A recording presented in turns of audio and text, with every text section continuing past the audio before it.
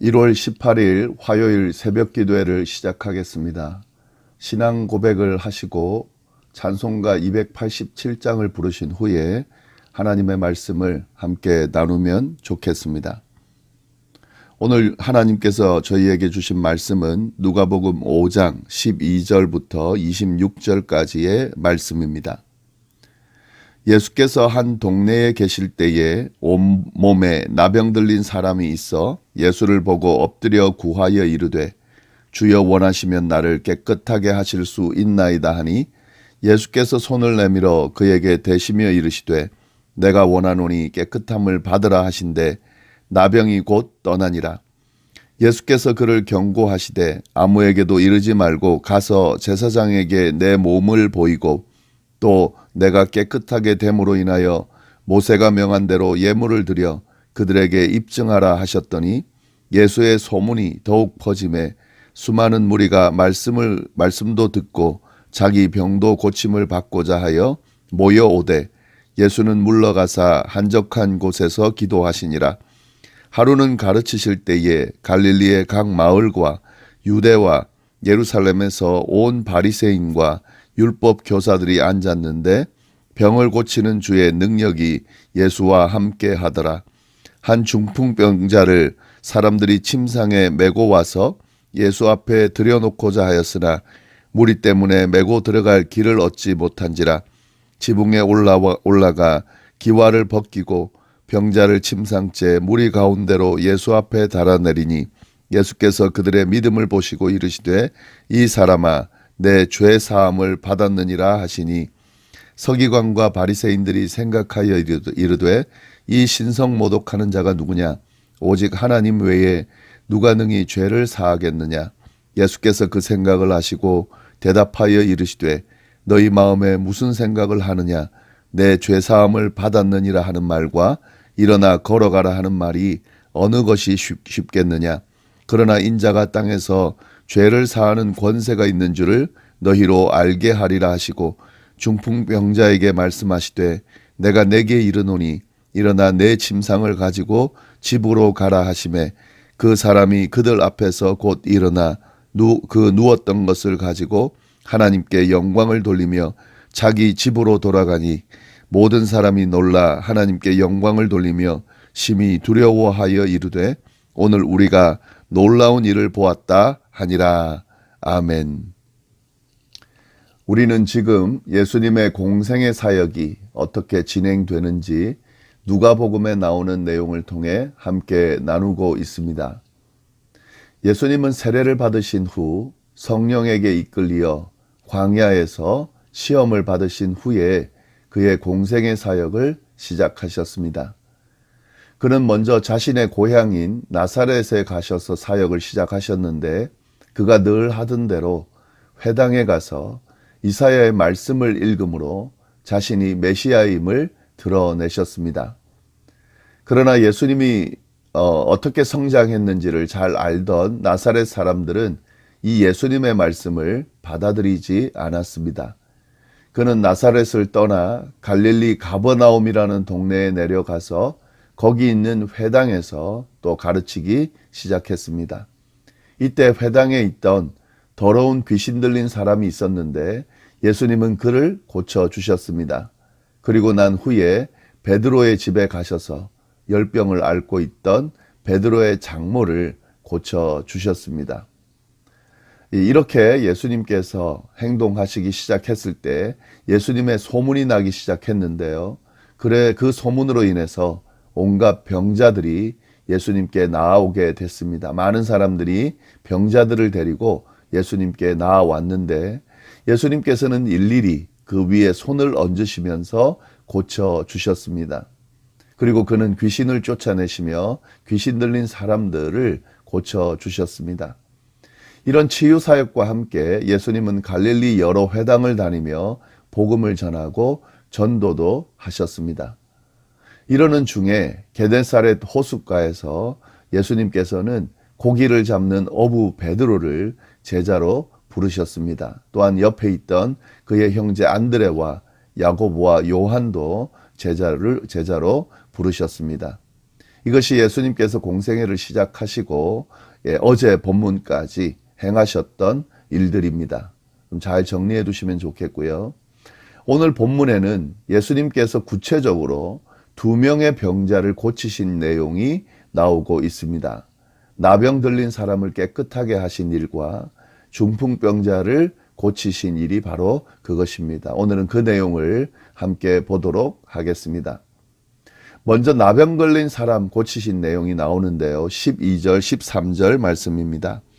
예수께서 한 동네에 계실 때에 온몸에 나병 들린 사람이 있어 예수를 보고 엎드려 구하여 이르되 주여 원하시면 나를 깨끗하게 하실 수 있나이다 하니 예수께서 손을 내밀어 그에게 대시며 이르시되 내가 원하노니 깨끗함을 받으라 하신대 나병이 곧 떠나니라.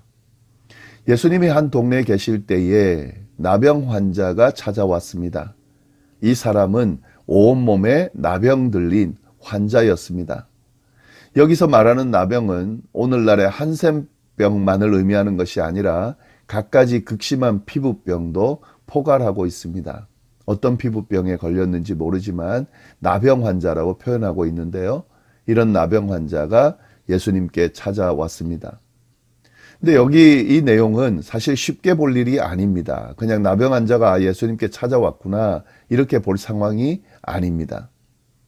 나병 환자는 예수님께서 마을에 계실 때 찾아왔다 이렇게 돼 있는데요. 이건 쉬운 상황이 아니에요. 왜냐하면 오늘날과 마찬가지로 나병 걸린 사람은 철저하게 사람들과 격리되어 있었습니다. 아니 그 당시는 더 심하게 격리가 돼 있었습니다. 아예 나병 걸린 사람들은 마을 밖에서 지내야 했고 마을로 들어가면 안 되는 그런 분위기였습니다.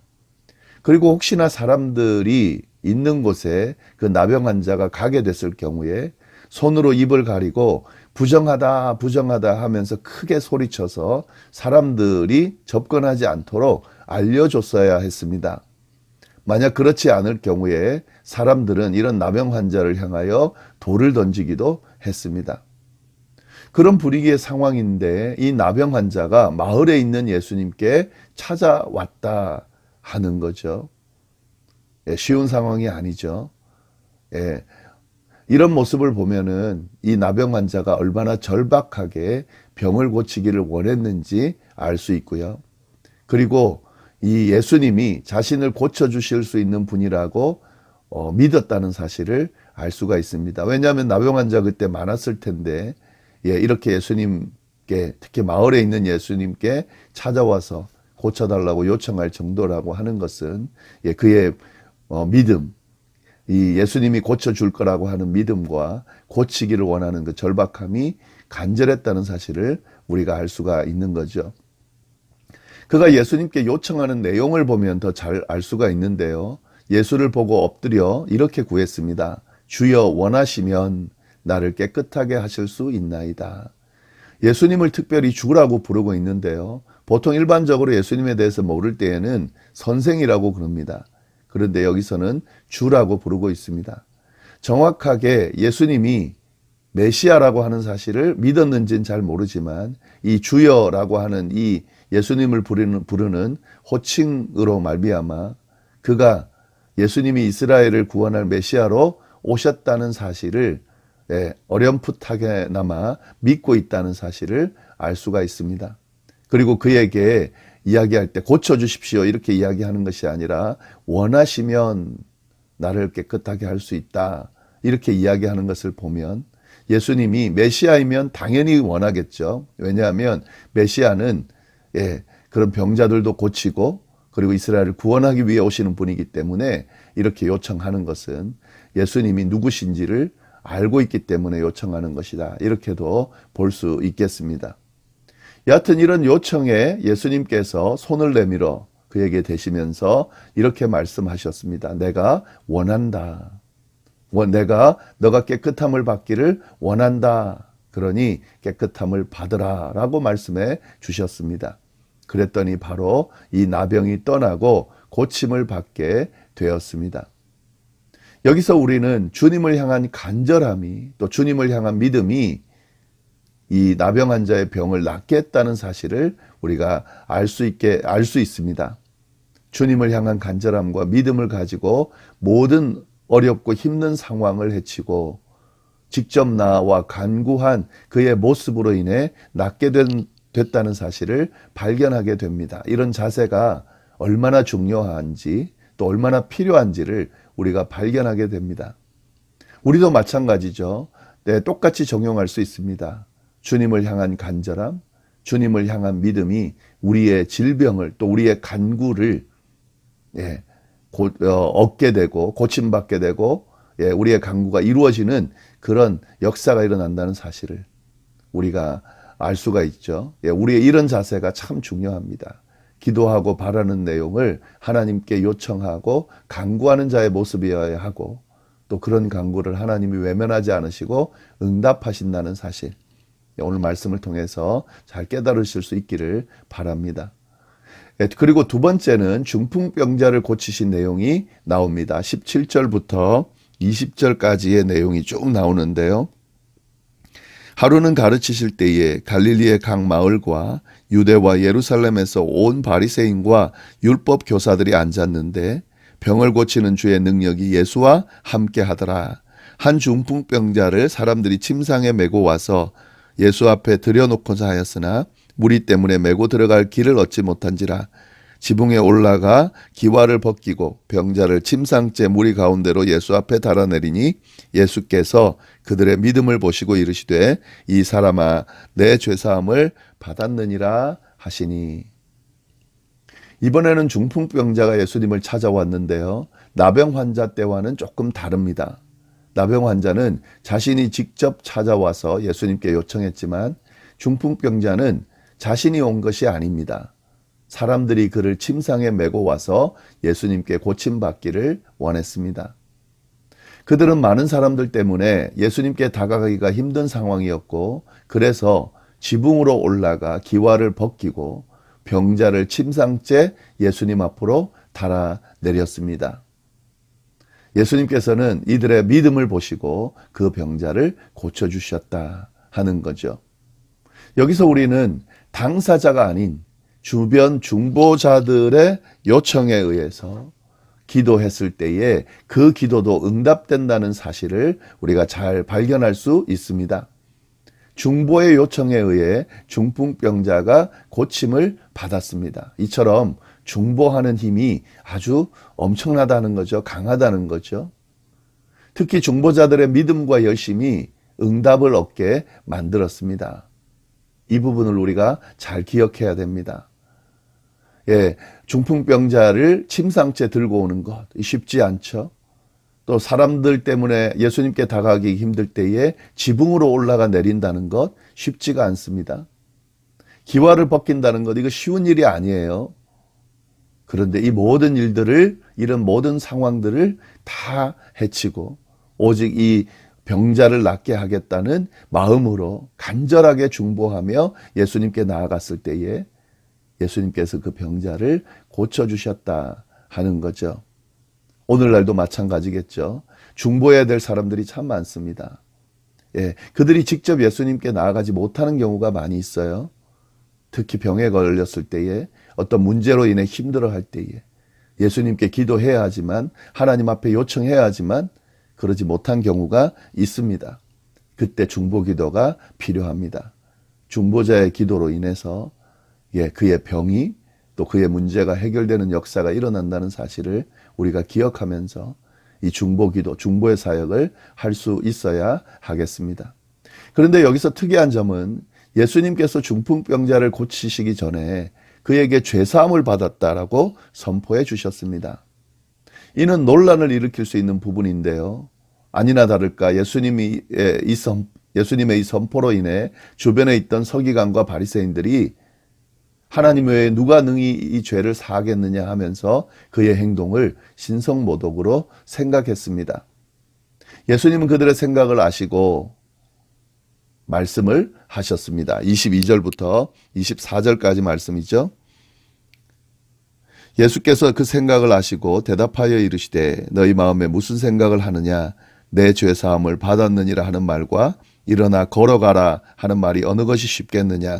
그러나 인자가 땅에서 죄를 사하는 권세가 있는 줄을 너희로 알게 하리라 하시고 중풍병자에게 말씀하시되 내가 내게 이르노니 일어나 내 침상을 가지고 집으로 가라 하시매. 예수님은 그냥 병만 고치신 것이 아니라 그의 죄도 사해 주셨습니다. 왜냐하면 당시 중풍병자는 죄 때문이다 이렇게 생각했기 때문에 예수님이 그의 죄도 사해 주신 것입니다. 예수님은 이를 통해서 자신이 죄사함의 권세를 가지고 있다는 사실을 드러내 주셨습니다. 그리고 이 죄사함의 권세를 드러냄으로 말미암아 자신이 메시아이면서 하나님이라는 사실을 명확히 드러내 주셨습니다. 예수님의 모습이 이런 사건들을 통해서 점점 명확히 드러나고 있는데요. 이 이후에도 예수님의 그러한 모습들이 이제 계속해서 드러나게 될 겁니다. 이런 예수님의 모습으로 인해 사람들이 어떻게 반응할까요? 예수님의 모습에 의해서 의문을 제기하고 반대하는 사람들이 늘어날 겁니다.